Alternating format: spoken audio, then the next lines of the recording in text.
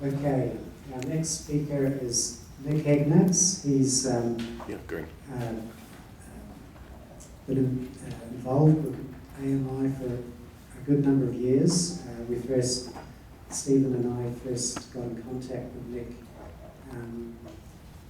before the Occupy movement really started getting going. Nick is one of the originals, and he's been a long time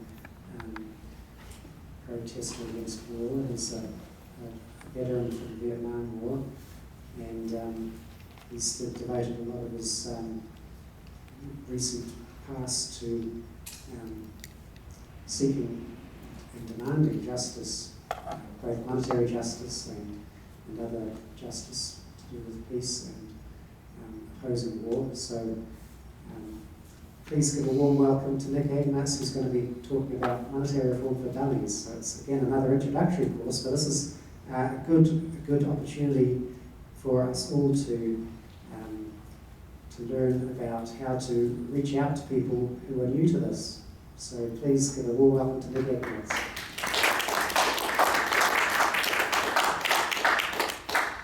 Thank you very much, Jamie, for the kind words, for holding the conference here. I'd like to welcome everybody here.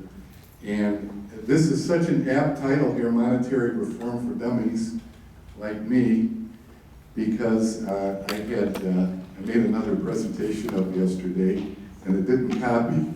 So I have this one to fall back on. But I have a few notes from that, so we'll kind of maybe do both of them. We'll go through this, and then maybe I can interject. I already qualified as a dummy because I couldn't get that thing on this memory drive. What is the one thing absolutely necessary for life in modern society? Would anybody in the audience like to take a guess on this? Money. Money. Anybody else? Oxygen. Oxygen. Well, you know, when I was a kid, they told us food, shelter, and clothing are necessary. And of course they are. Then later on we found out our air was so dirty and our water was really dirty. Clean air and clean water are necessary too. And all those things are all necessary. But when we're talking about modern society, living in society, we need money to exist. We can't do it without money, and then we can buy the food, shelter, and clothing, and we can pay to keep our water clean and our air clean, and those sorts of things. So money is the absolute necessity. Most people think this is how the U.S. money system works. Federal Reserve System is part of the federal government. Banks loan money already in existence, either reserves or deposit, and the federal government creates money. None of this is true, but it all should be. Monetary reform for dummies. Now this guy's no dummy.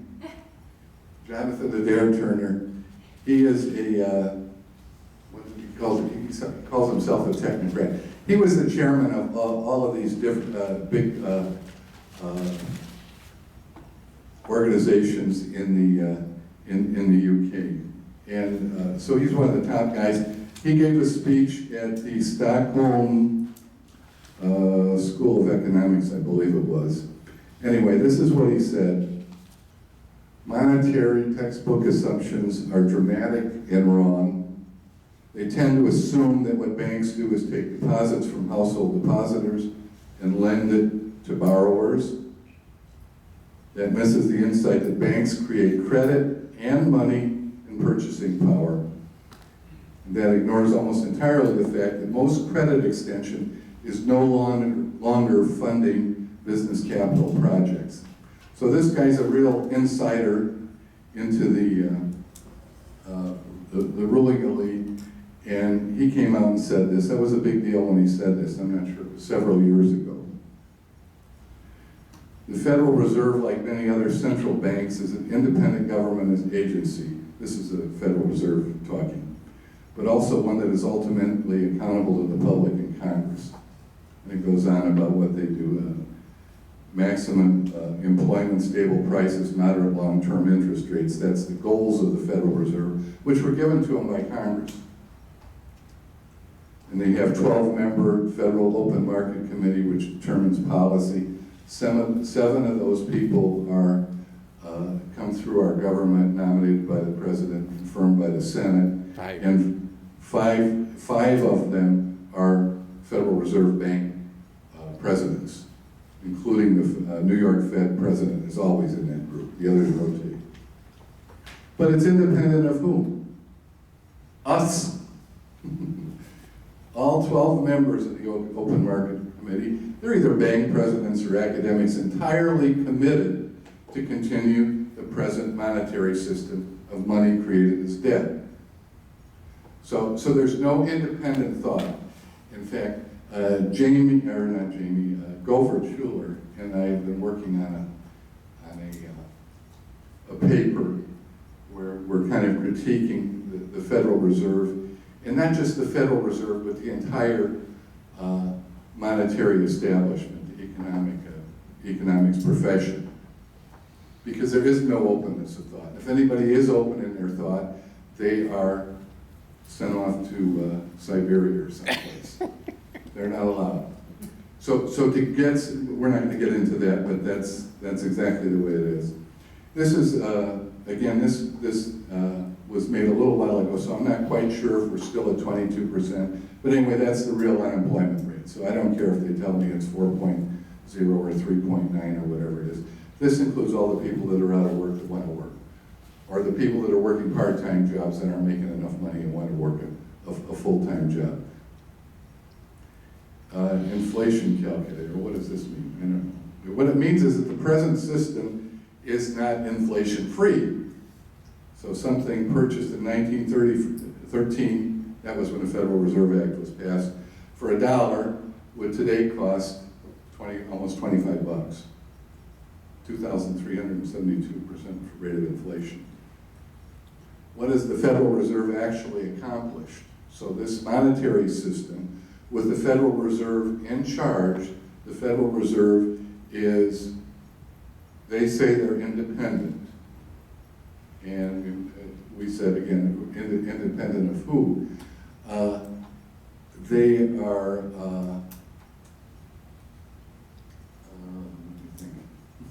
let's see here. This is what they're responsible for. Or anyway, they're in charge of the monetary, they're in charge of our money system. They've got the keys to the kingdom of the money system. And this is what the Federal Reserve supports. War, refugee crisis. These are the results of their monetary system. Poverty, of creating money as debt. Austerity, inequality, environmental crises. It's not just climate change, ladies and gentlemen. There's all sorts of crises that are affecting us. The oceans are being polluted, fresh water is being polluted. We're using too much of our land for farmland, and we're pushing the boundaries of what we can do. So there's all sorts of things. Unemployment, debt. That is the debt money system. I love this slide here. Linking social justice to monetary reform. This was actually a pamphlet that I wrote. That's good. Unbelievable wealth at the top. We have, I want to get one of those yachts. And it's because we have a debt money system. And this is how our system operates here. Banks create virtually all of what we use as money out of thin air when they make loans.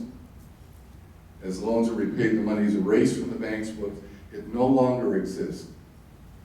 Thus, we, our government, and ourselves must remain in debt, or there is no money for society to function. Debt money system. The Bank of England, I believe John talked about the Bank of England article. It explains, well, let's see what it says. This was from 2014, that the Bank of England, the central bank, this is what the Federal Reserve was patterned after, was the Bank of England, creating money as debt. This article explains how the majority of money in the modern economy is created by commercial banks making loans. So let's just go back there for a second. We'll go back here. And I remember a few things from my other talk that I had, and I wanted to kind of interject it.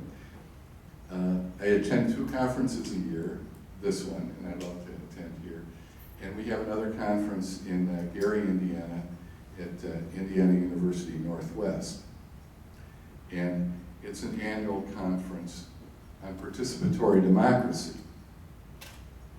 I have two mentors in my, whatever, my activism, what I've become as a person.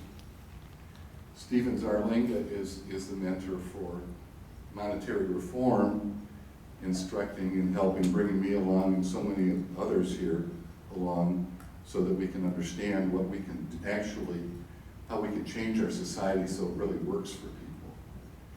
And there's a gentleman named Raul Contreras. Dr. Contreras is, he was the chairman of Minority Studies. I don't think he's chairman anymore, but anyway, at IU Northwest in Gary. And at the conference, preparing for the conference, I took his course for 5 years in a row on participatory democracy. I was trying to get a passing grade and I couldn't get one. But actually, I just audited the course, and the reason I did was that I was involved in planning with the students for the annual conference at the end of the year. And so one of the things that Dr. Contreras would do in the class is he would say, what does it take? Give me one word.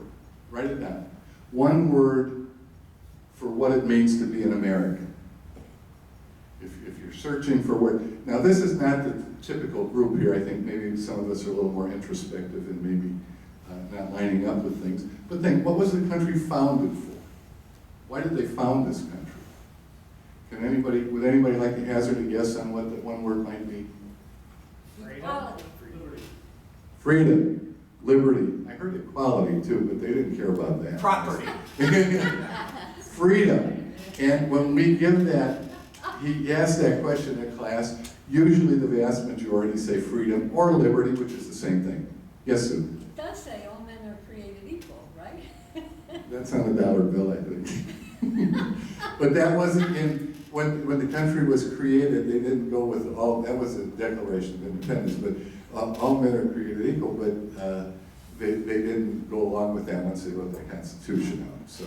So anyway, freedom is, that's a common thing that people would say is freedom. Now, I don't know if any of you are familiar with Gary, Indiana. It was just noted by some organization, I don't know, and they call it the worst city in the world. Gary has a lot of declining industry, still has some steel mills there, and it has a minority population.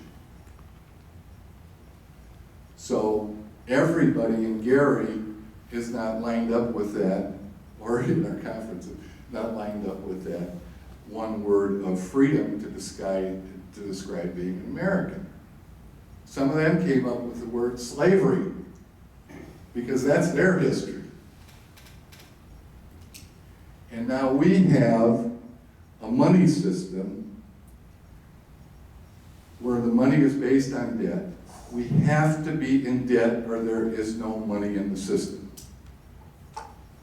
The amount of debt that we accrue, because we're charged interest on that debt, and they do not create money for the interest when they create the money for a loan for. So it's only the principal. If I take out a loan for $100,000 for a house, $100,000 is created for that, and as I repay that money that was created shrinks by the amount of the principal I pay on every month. But nothing is created for the interest that I have to pay over the life of the loan. And oftentimes that interest is really jacked up, especially on people that get in over their heads on credit card debt because they can't just meet their basic needs with whatever they have. And so there's never enough money for everybody to get out of debt. I don't know exactly what the money supply is now. I'm going to hazard a guess at 15 trillion, maybe somewhere around there. John, would you know? I'm sorry. What's the money supply? It's about 5. 15 trillion. 14 to 15 trillion. Yeah, okay. The money supply at M2 from the Federal Reserve is around 15 trillion. Yeah, that's right. Okay, the federal debt you just had in your slide is 22 trillion. And as we pay that money off to pay the debts, it's extinguished. So how do you pay $22 trillion debt with $15 trillion? It's impossibility. The only way to do it is to take out more debt to pay it, and that's exactly how the government keeps itself afloat, by taking out more debt. So this is a system that's designed to keep us in debt. I like to call it the debt money system, because to me that's, when I was first here 6 or 7 or 8 years ago, or whatever it was, I was scribbling things down, and I had one column, like the banks have 2 columns, you know, assets and liabilities. I had a column that said debt money system. So anything with a debt money system, I put in that column there. And then the other one was with Aristotle's statement that money exists not by nature, money exists not by nature but by law. So money by law, that was the good one. So we got the debt money system, and we have money by law. And the debt money system leads us into debt slavery. We got roughly half the population in the country with no net worth. 0. And that doesn't mean they're right at 0. That means they're below 0. And they're in debt and they can't get out of it. And they have no net worth. So that's a terrible indictment upon our system. So the debt money system is debt slavery. And so that kind of brings us back full circle from where we started with that first question of why was the country created? It was created for freedom. And even for the slaves, eventually, they got freedom. Maybe not complete freedom, but they did get freed, and things have gotten better for them. So we create a country for freedom and put in a monetary system that ensures slavery. So we certainly have to change it. Yes, Sue? So, in effect, you can't have freedom unless the government owns the means of exchange. We have to change the money system for us to have freedom. Yeah. Amen, sister.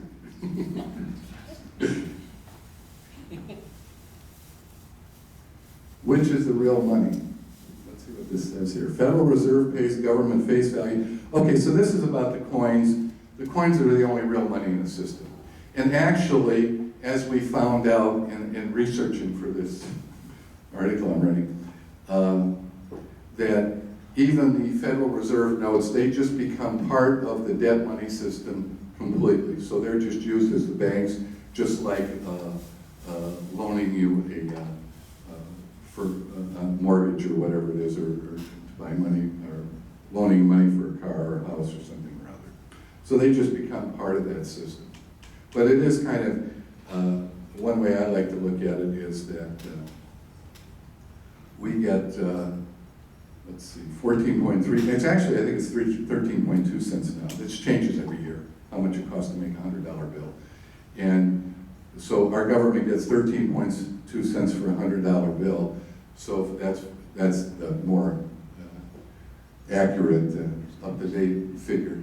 Anyway, we get, for a nickel and a quarter, we get more money. Our government gets 30 cents for a nickel and a quarter, and then you get for two $100 bills. Yes, Sue? Why should it cost more to create a $100 bill than a dollar bill? It's just one piece of paper. Yeah, but I think there's different threads and stuff they put into it to make it harder to counterfeit. I think that's it. But I don't know. I don't know for sure. Maybe we should go to the Bureau of Engraving and see what's going on. So here's a little comparison here, public money and debt money. So the NEED Act would be the public money system versus the Federal Reserve Act. It represents the industry and the productivity of the people, whereas the debt money system, the Federal Reserve Act, represents debt of people and government. Public money under the NEED Act would give us a dramatic reduction of public debt. Public debt must increase under the debt money system. Under the NEED Act and public money, we would get a dramatic reduction of private debt. And private debt must increase, or private debt would increase under the debt money system. Stabilizes the business cycle, and in the debt money system we get periodic recessions and depressions. And it would have a complete end on bank runs, and bank bailouts must continue. So we didn't have a bank run in 2008, we had a bank bailout. Let's see if we have something that backs that up. Okay, good, I'm glad we have this slide. I had this in my other presentation too. The Chicago Plan Revisited, International Monetary Fund working paper from 2012. It was by Jeremiah Bennis and Michael Kumhoff. Now, Dr. Bennis would, I don't know anyway, but Dr. Kumhoff has come to the conferences a couple of times and made presentations on this. And this was their conclusion. And they put this into I don't remember how to say it, but it's a DSGE computer modeling system, which is the same computer modeling system that the Federal Reserve System uses. So Kumhoff, Dr. Kumhoff was the, what was he? He was the assistant head of modeling in the International Monetary Fund. He was the number 2 guy in their modeling division. So he knew what he was doing with the computer, not like me. So anyway, and what it said in their abstract there, right at the start, it says, the Chicago Plan, which is what the NEED Act was based on, the Chicago Plan. So it would have been nice if they would have used the NEED Act, but at the time that they were writing this, they didn't have the NEED Act to use. So they kind of used what the other thing. Dr. Kumhoff did read Stephen's book, The Lost Science of Money. Here it is right here, The Lost Science of Money. Dr. Kumhoff read it twice and said, a masterful work. 3 times, okay. A masterful work, 750 pages. Better man than me. So this is what their conclusion was. Much better controlled business cycle fluctuation, complete elimination of bank runs, dramatic reduction of net public debt, dramatic reduction of private debt, output gains approach 10% and inflation drops to 0. And this is from the International Monetary Fund, the IMF. And I can remember being in Washington. I've been in Washington twice, once when I was a kid too, but twice protesting. We had a big anti-war protest in 2005, and I can remember we went past that International Monetary Fund, and I thought, boy, this is really a bad outfit there. And now I could see that, although it may be a bad outfit in some ways, that they do have some good people that have gone through there. So here's Stephen's book. Everybody is encouraged to read it. And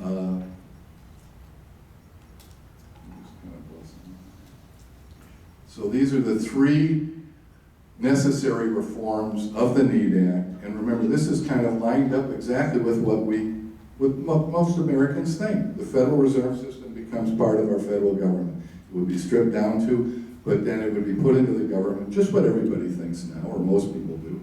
Bank creation of money as debt is decisively stopped. Banks will loan money that already exists. And the federal government creates, spends, debt-free, into existence U.S. money. Democracy, government of the people, by the people, and for the people. Can we have both democracy and an undemocratic money system? I say no, and I think this is a good place to... Oh, here, one more thing here. This is really a good... I haven't read the whole article. I've read the conclusions that they reached. But testing theories of American politics, elites, interest groups, and average citizens, 2014 paper by Gillens and Page from Northwestern and Princeton.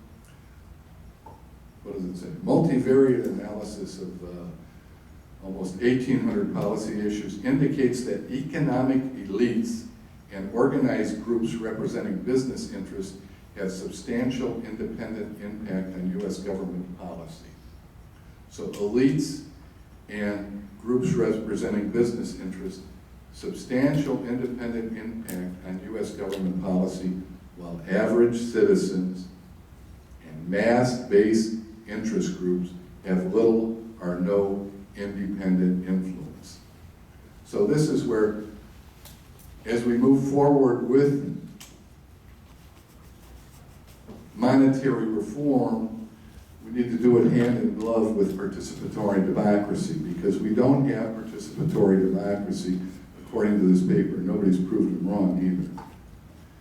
Conservatives and progressives, we want the same things, many of the same things that we could get with monetary reform.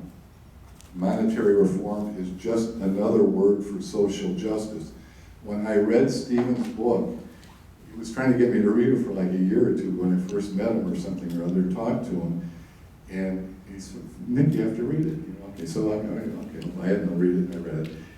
And I called him and I said, you know, Stephen, this is not a book about economics, this is a book about social justice.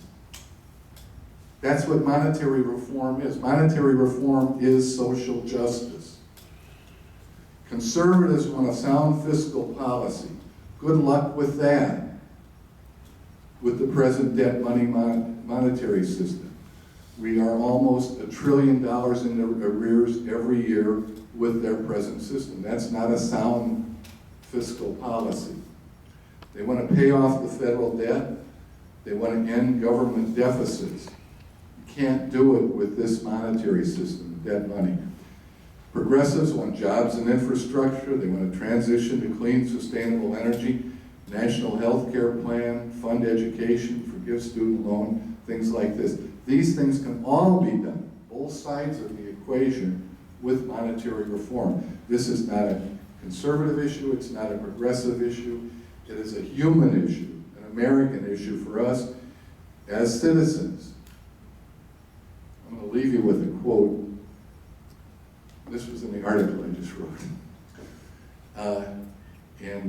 Louis Brandeis was the Supreme Court Justice during the Great Depression, whatever.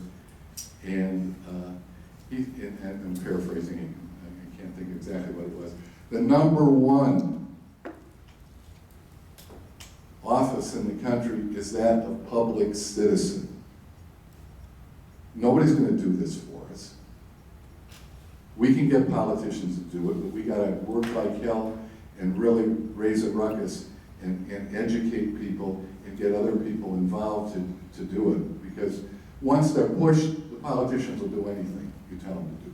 But they've got to be pushed, and that means getting a whole bunch of people involved, aroused about this. Because it is, I mean, it's the greatest injustice in the world when you think about it.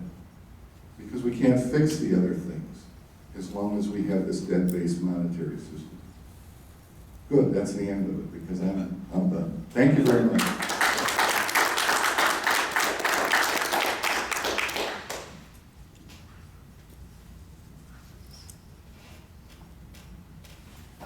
That's great, thank you. Thanks. In that article that talked about our government is controlled by business elites and large groups of something else. There it is. Economic elites and organized groups representing business interests. Did they go into where did they get their power from, where it comes from? Their influence with the government? Like, where does that generate? Where did who get their influence with the government? The economic elites and the organized groups representing business interests. That would be like the U.S. Chamber of Commerce, the interest groups. There's one that represents all of the infrastructure. Everybody who's involved in infrastructure. I can't remember because I contacted all these people years ago, trying to get them involved in monetary reform. Or the National Association of Truckers or whatever, or contractors. Or, they all have their trade groups and things like that. And that's who they're referring to there, I think. Or the banking groups. I imagine there's some national banking groups or whatever. Or maybe it's just Citibank and Chase telling everybody what to do. But what I'm trying to get at is, where do they get their power from, like the Chamber of Commerce? Money. Purchasing power. I think John answered that question right. Yeah, money, that's where they get it from, especially the banking group. They get to make it up, so I'm sure there's that, they don't have a shortage of money that they can use. And their power is what? Their power is that they fund these campaigns, these ridiculous campaigns. We should have public financing for all campaigns. In fact, an idea I had years ago, well, number one, ranked choice voting, where people get to, okay, I like this person first, second, third, or fourth. That allows different viewpoints to percolate and people to see that even if they got elected because a lot of other people who liked another candidate had that one as their second pick or whatever it is. So that's a good one. I forgot what the first thing I was thinking was. But it'll come back. Yes, John? Oh, Go I'm ahead. sorry, Go Jeremy. ahead, Jeremy. I think what Sue's trying to get at least I'd like to know, is did this paper, do you know, in any way uncover or discuss why there was such a difference between the economic elites? Did they come to the idea that maybe the monetary system, even if it's oblique, was a problem? I'm guessing no. I don't think they Because took the it's- monetary system into equation at all. Yeah. They didn't do, I think they just looked at, different groups to see who had power, and they examined all these different policy issues that had been decided one way or the other. And that was, this is, academically, this is a big paper, this paper. This is referred to by many, many people that write and make decisions. But, I mean, people that are disagreeing with what's going on. So, but this is, this is a big paper. And Nick, I really like your going back to the founding of the country and asking questions, as you did about what it means to be an American. And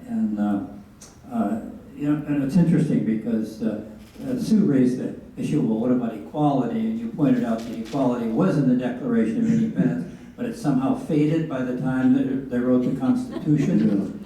And one of the things that I find really interesting is an observation that I read in a book by Ben Price. He's with the Community Environmental Legal Defense Fund. He's got a book coming with a title something like Ruled by Wealth. David Corton had that book under corporate rule, but this is under the rule of wealth. And what he pointed out is that even to vote right after the Constitution was formed, you had to own property. The vote was not given to people. It was given to property, because property is the central theme of the Constitution, not people. I agree. Well said.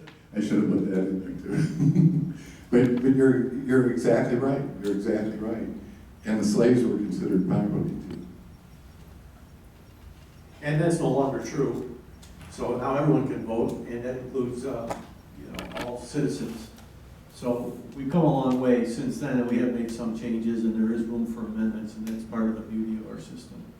So we're on the move, and we're doing better than we had in the past. That's an optimistic perspective, and I thank you for that, John. We need optimism. You made reference to participatory economics. I'm wondering if that was in reference to Albert's Paracon, or if it was a general statement about participating in economics in the community. It was probably a result of poor diction. Participatory democracy.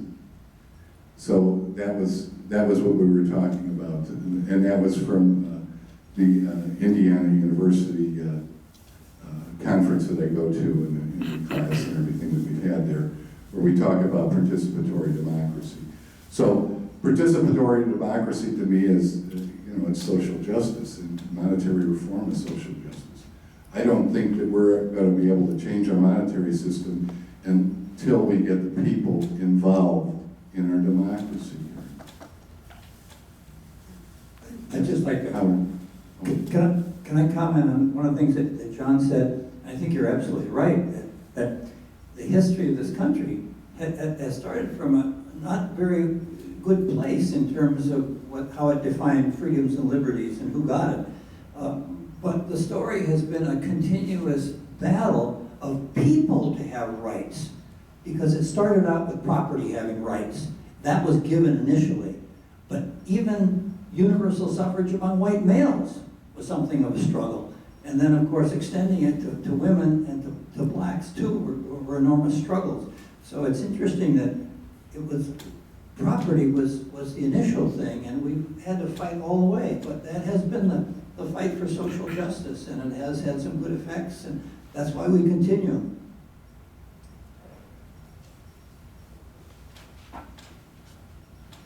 You've got the right slide up there. My question is, and I guess I present this as a query, maybe even to the group here. You got, as you suggest over there, these economic elites and organized groups and cartels and whatever you want to call me, have substantial independent impacts, and yet, and as the second part of it says, average citizens and mass-based interest groups have little or no independent influence. We get all these people to rabble-rouse to go and promote monetary reform. How do we get them? And I guess this is something we got to address ourselves too, to have more than a little bit of independent influence on the people that have to make the decisions related to monetary reform. Good question. That's a toughie. Boy, I wish I had the secret. All I could That's say a is query. we're gonna keep fighting. That's a query. I'm presenting it as a problem. Let's solve it. Let's solve it. Let's hear what Joe has to say behind it. You can read it next, Joe, or maybe he has the answer. Okay, so, no, I'm sorry, I cannot answer Howard's question. But, you know, when I look at this, what I see is another fabrication, that is to say, another creation of a statement of the problem. So my question is, like, multivariate analysis, 1779 policy issues, 1800 policy issues. So they come to the conclusion that, yeah, the rich and the elite run this place.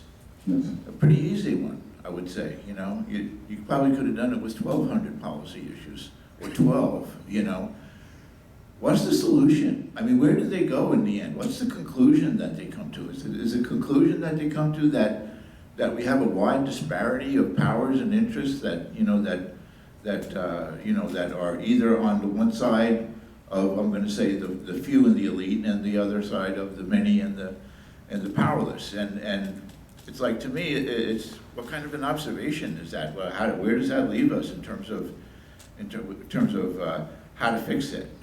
Because we're talking about how to fix it, and they don't seem like they did. Right. I think that you're spot on there. This is not a solution. This is just a description of the problem, and it's up to us to fix it. And Howard knows more than I do. Let's let Howard. Well, There's the mic. my answer to that is that once people get a grasp of the problem, and this exposes that problem. This was actually research that was done over 10 years, studying 200 of the most politically active corporations, and they had a $5.8 billion investment over 10 years. They got $4 trillion back, something like a 670% ROI, I think.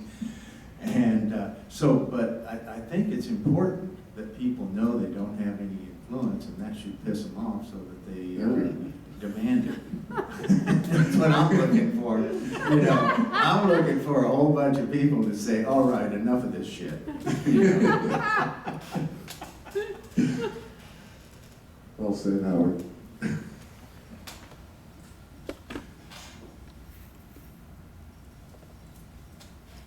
Any other questions?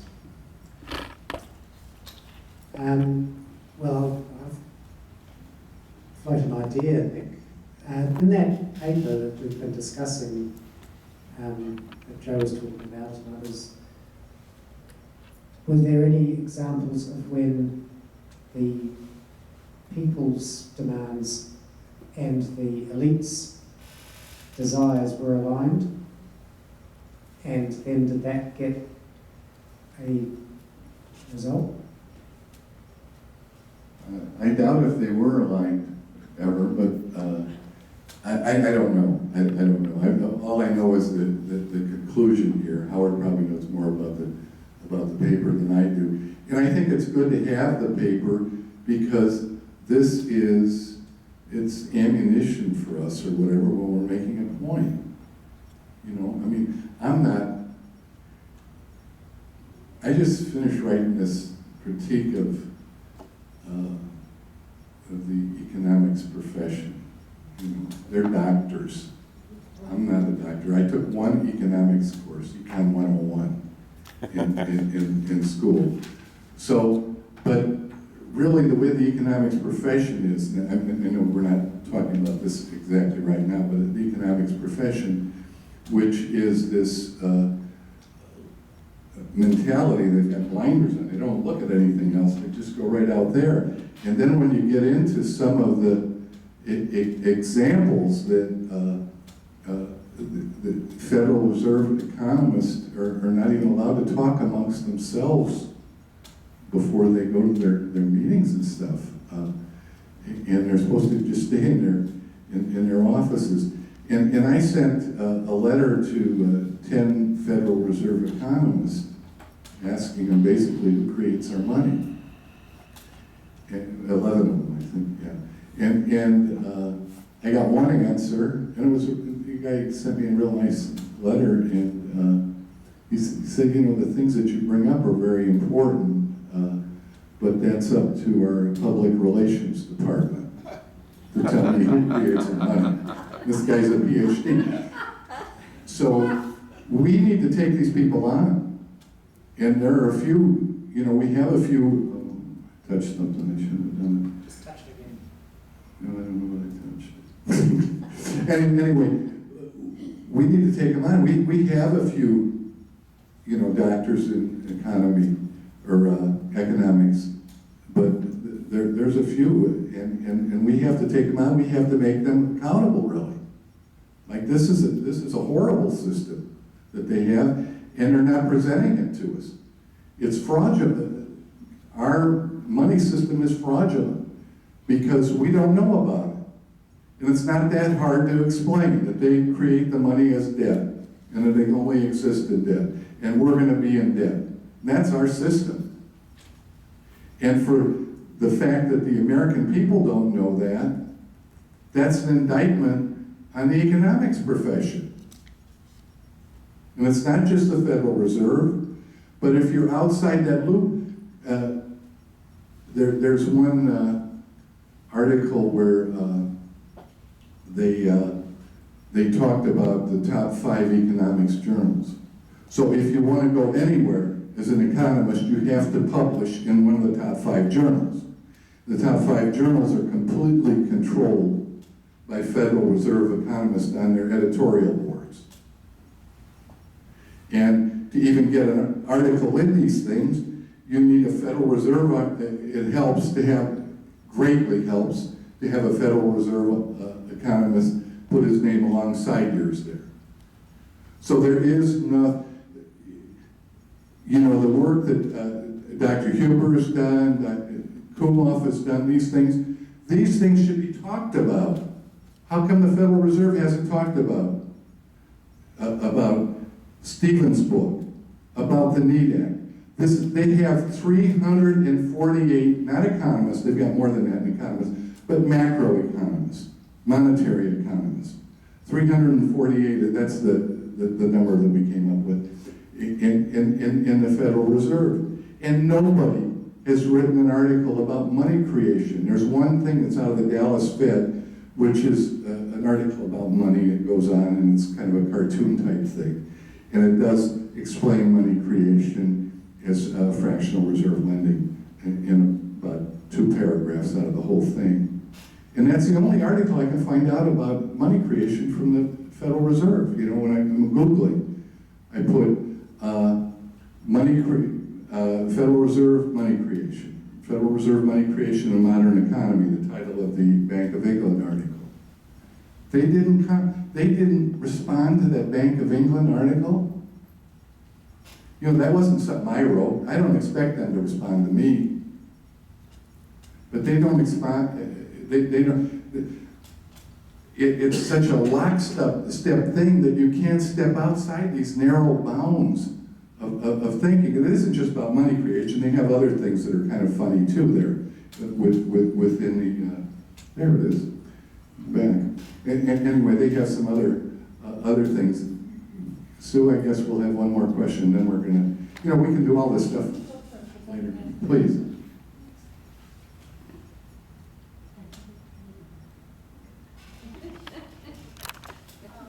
Hello. So I hear you suggesting that the economists should be informing us about this. And I wonder, in this room, are there people who have heard, as I have, that the science of economy, economics, and the departments in the universities for the study of economics were actually developed on purpose by the financial class as part of the effort to obscure things. If that's true, people know that to be true, then I wonder why we would expect them to do differently than they are doing. First, it would be nice for me to hear if other people in this room believe that to be true or not. Well, I don't know if they developed it. They certainly have the results like they did. They developed it to have this, it come out this way. I can't tell you that, but I don't think that every economist is a bad person. I don't think that at all.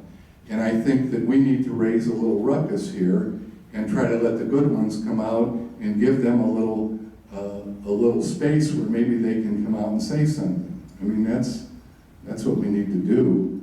I don't think they're all bad people. But they're, you know, it's absolute career suicide for an economist to say what we're saying right here.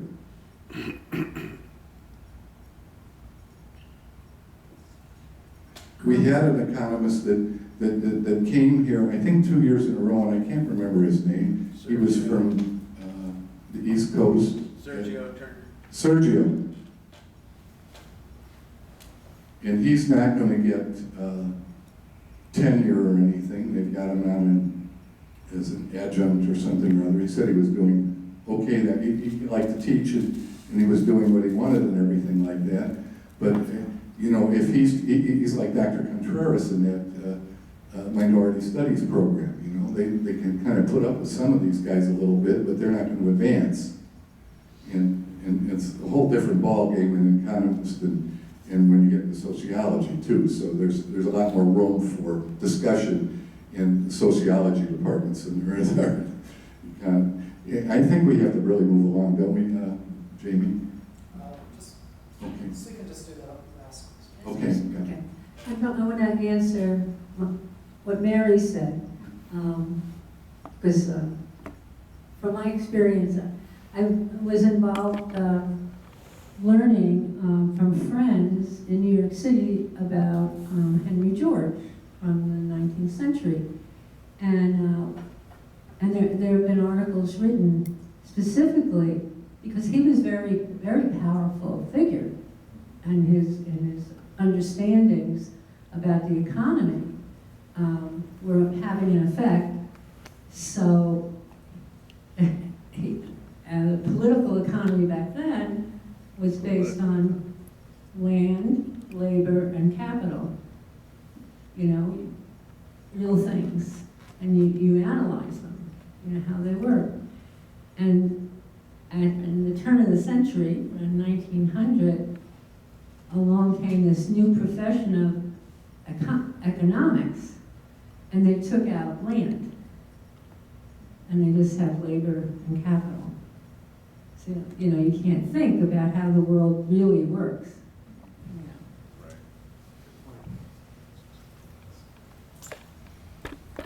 Okay, well, thank you very much, Nick. You've raised a lot of issues again. And, yeah, we're going to have a great panel discussion discussing all of this.